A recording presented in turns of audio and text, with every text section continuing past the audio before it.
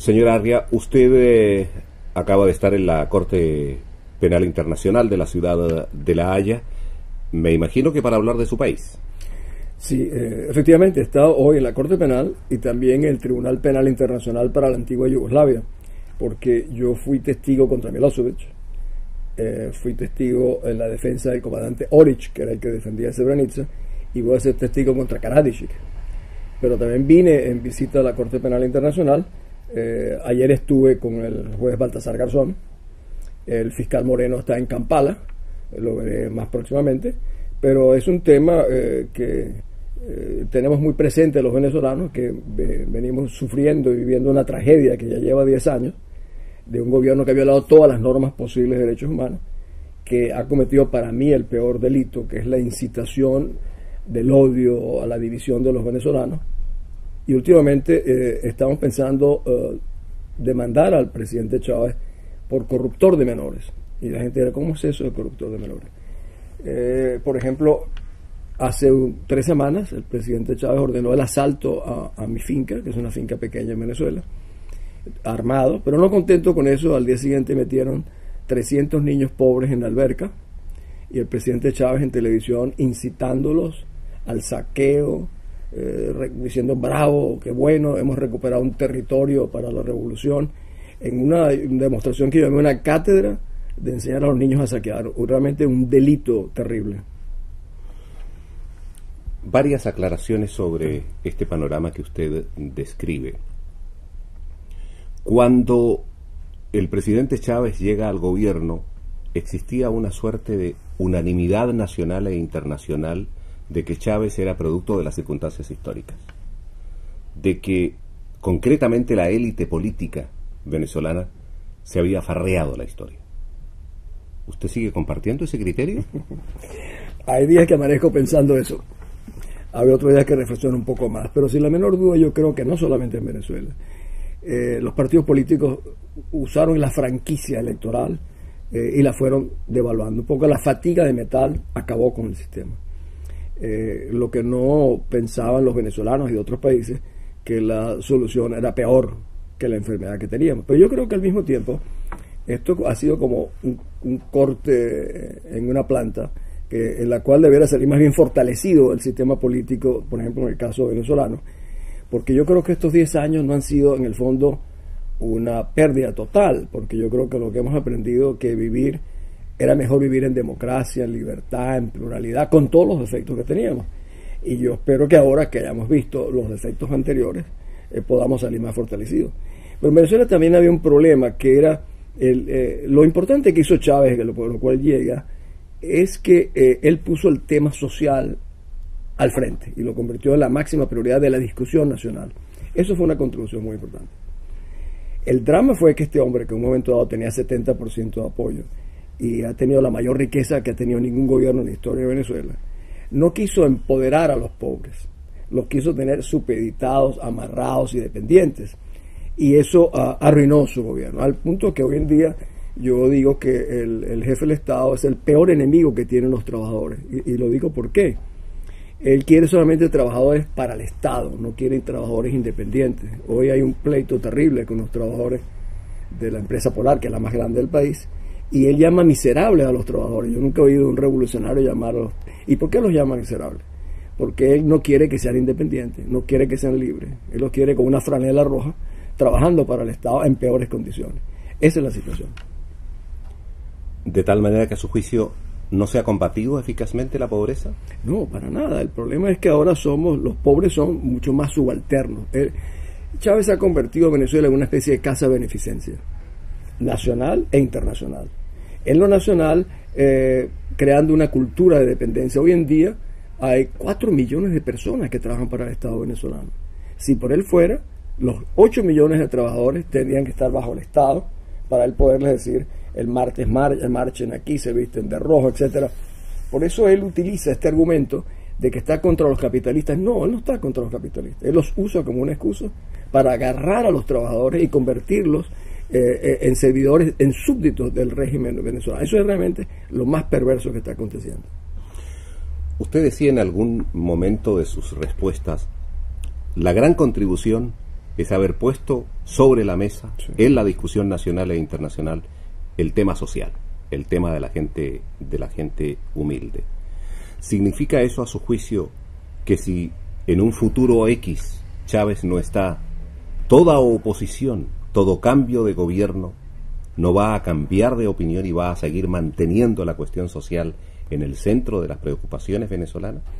Hoy en día no hay la menor duda de que el tema social, el tema de la pobreza, el tema de la igualdad, no lo discute ningún partido, no lo discute ningún venezolano. Evidentemente, pero tiene que ser un objetivo con respeto a la dignidad humana, no queriendo convertir a los más pobres en súbditos, que es lo que ha hecho el señor Chávez. En eso hay un consenso nacional. No hay nadie que pensaría de una manera distinta. O sea, volver a sacar esto de la prioridad, máxima prioridad, o sea, no, eso sería imposible. La gente dice que no hay una, que hay dos razones que explican la popularidad de Chávez desde el punto de vista electoral, aunque ha ido naturalmente bajando esa popularidad. Una es efectivamente lo que hablábamos recién, el tema social. Dos, la incapacidad de la oposición de articular una alternativa real a Chávez. ¿Ha cambiado esa situación?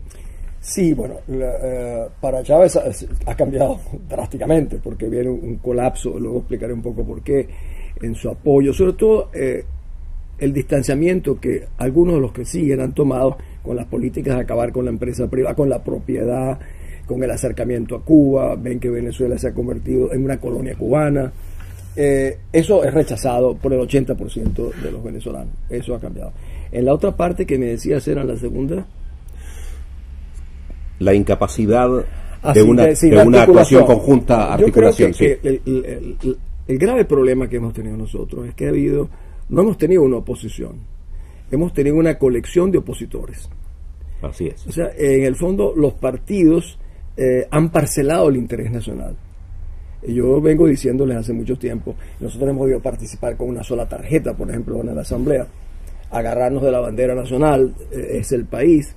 Ellos han ido por la vía de unirse a los partidos. Yo creo que hay que unirse al país. Y el día que nosotros tengamos, como yo aspiro, una oposición articulada en función exclusiva del interés nacional, en ese día arreglaremos los problemas.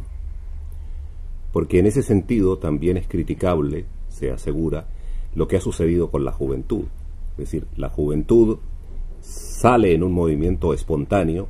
Yo creo que eso ya está archiprobado, que no ha sido manipulada la juventud por nadie, sale protestando en contra del gobierno de Chávez, pero con posterioridad tanto el gobierno como la oposición coaptan a esos jóvenes y nos quedamos sin juventud independiente en Venezuela. Eso me parece a mí muy negativo. Yo soy amigo de muchos de esos muchachos dirigentes brillantes, creativos.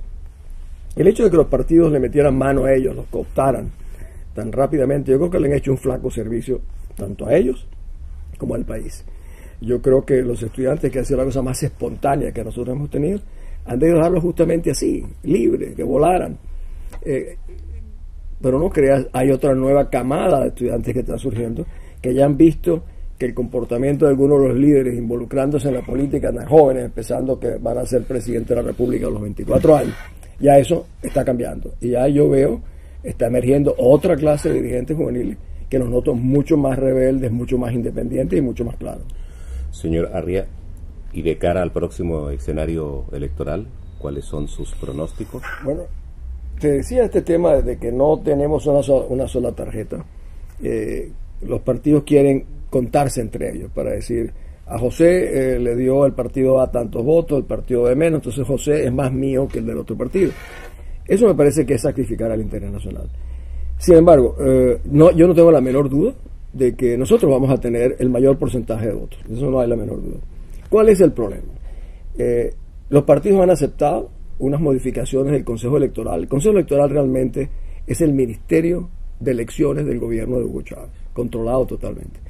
Aceptaron la eliminación de la representación proporcional, por ejemplo. ¿Qué significa eso? Que nosotros, incluso sacando el 51% de los votos, solamente tendremos un tercio de los diputados de la Asamblea. ¿Por qué? Porque ellos agarraron zonas despobladas y les dieron tantos números de diputados como zonas pobladas. O sea, donde la oposición no puede llegar, ellos sí, eso lo controlan. O sea, realmente para nosotros tener la mayoría, tenemos que tener como el 60 y tantos % de los votos para recién. Ahora, ¿qué está haciendo Chávez paralelamente? Él está en una etapa de desesperación. Él ve las encuestas, él sabe que están colapsando, la economía está implosionando. ¿Qué hace?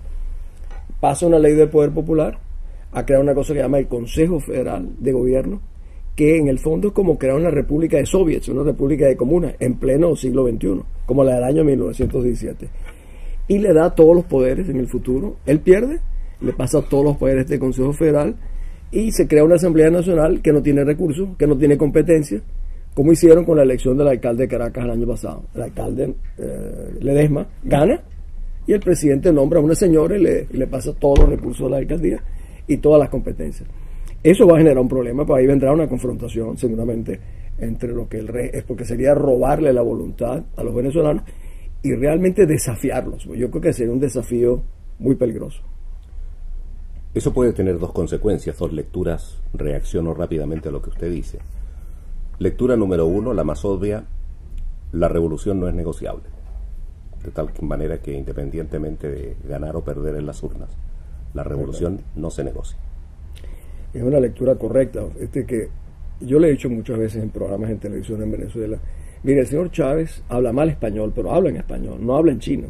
Él nos viene diciendo, no permitiré que llegue la oligarquía, los escuálidos, como nos llama él, a desmontar las leyes de la revolución e impedir el éxito de la revolución socialista. Y nos dice en adición, él y sus militares: patria, socialismo, muerte. Yo le digo, es la muerte nuestra la que él está hablando. Yo le digo también, no nos hagamos los suecos, es en español. Este tipo nos está diciendo claramente que no va a aceptar por las buenas que nosotros ganemos la elección. Entonces, ¿qué debemos hacer? Entonces, bueno, si esos son los obstáculos, tenemos que organizarnos para resistir. ¿Cómo nos vamos? Por eso estoy yo en Europa ahora denunciando a este gobierno, que es un gobierno, un régimen forajido, como yo lo llamo, que es más bien una pandilla que ha secuestrado todos los poderes del Estado y que viola toda clase de normas nacionales e internacionales. De hecho, yo tendría que hoy, en vez de estar hablando aquí en Holanda, tendría que estar hablando en un tribunal de Venezuela, en una asamblea, denunciándolo, pero no tenemos espacios nosotros en Venezuela para poder hacer eso. Por eso es tan importante tener una conversación como la que estamos manteniendo nosotros e ir informando al mundo lo que nos acontece a los venezolanos. Me puedo imaginar, escuchándolo, que las posibilidades de diálogo son imposibles. Se ha llegado a tal grado de polarización que se trata de una sociedad totalmente dividida. Absoluta. Bueno, ese es el gran, yo llamo a Hugo Chávez, yo le llamo el triple coronado olímpico de las violaciones, porque hay violación de derechos humanos, de los ciudadanos y la división nuestra. Él ha creado, ha rasgado el alma nacional, ese es su peor crimen. Sin embargo, yo creo que los americanos sacaron en Irak 50 barajas, ¿no? Sacaron, y decían, la baraja 1 era Hussein, el 2 era Tariq Aziz. Venezuela es igual. En Venezuela son 30, 40 fanáticos. El resto del país somos venezolanos. Yo he visto que abajo, en la base, cuando uno ve los focus group, las encuestas, los venezolanos abajo no quieren que le quiten su propiedad, no quieren ser súbditos cubanos, no quieren que sus hijos sean milicianos. O sea, el encuentro abajo será posible. El problema está arriba, en la cúpula militar, en la cúpula de los jerarcas civiles que se han enriquecido de una manera moral en Venezuela, tanto como la cúpula militar. Esos son los que hacen la resistencia. Yo siempre digo, nosotros tenemos que reunificarnos. Si no nos reunificamos, nunca vamos a tener un país estable. Y la reunificación implica tolerancia, amplitud, inclusión, y tenemos que evitar esa polarización, porque al final no es como Chávez dice, él llama el pueblo, porque él tiene una manera de discriminar a los pobres, le llama pueblo. Digo, no. Nosotros somos venezolanos, todos somos venezolanos. Y ahí en la base nos vamos a encontrar. Yo con esto voy a concluir, señor Arria. Yo creo que un sistema democrático se nutre tanto de la discusión simple como de la discusión acalorada del conflicto. No creo que sea malo para la democracia el conflicto. Pero hay que evitar a toda costa que la sangre llegue al río. Ese es el objetivo también de la oposición. Sí, sin la menor duda. Si alguna oposición es democrática, es la venezolana. Las manifestaciones públicas de la oposición en Venezuela son realmente extraordinarias. 500,000 de personas, 1,000,000 de personas. O sea, pero nosotros estamos enfrentados, José, al régimen más militarizado que ha tenido el continente en toda su historia. El general Pinochet nunca tuvo tantos militares en el gobierno. más de la mitad de los ministros son militares. Si los medios de comunicación pusieran los rangos de los funcionarios públicos, 2/3 partes de los jerarcas venezolanos son militares. Chávez no odia a los civiles, solo confía en los militares y en muy pocos de ellos, incluso al punto de que los cuidan son cubanos, no son venezolanos. Hasta el cocinero es cubano. Si me permite que te diga el tema final, cómo un país como el nuestro ha entregado la soberanía a Cuba.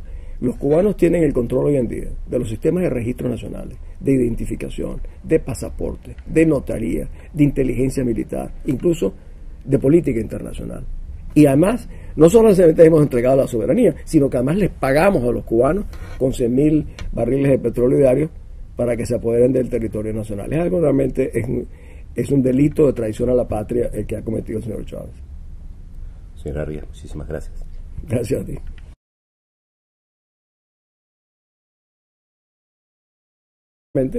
Pero es un tema que tenemos muy presente los venezolanos, que venimos sufriendo y viviendo una tragedia que ya lleva 10 años, de un gobierno que ha violado todas las normas posibles de derechos humanos, que ha cometido para mí el peor delito, que es la incitación del odio a la división de los venezolanos. Y últimamente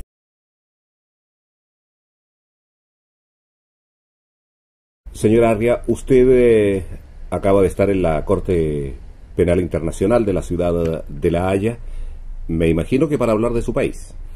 Sí, efectivamente he estado hoy en la Corte Penal y también en el Tribunal Penal Internacional para la antigua Yugoslavia. Estos niños pobres en la alberca y el presidente Chávez en televisión incitándolos al saqueo, diciendo bravo, qué bueno, hemos recuperado un territorio para la revolución, en una demostración que yo llamé una cátedra de enseñar a los niños a saquear, realmente un delito terrible.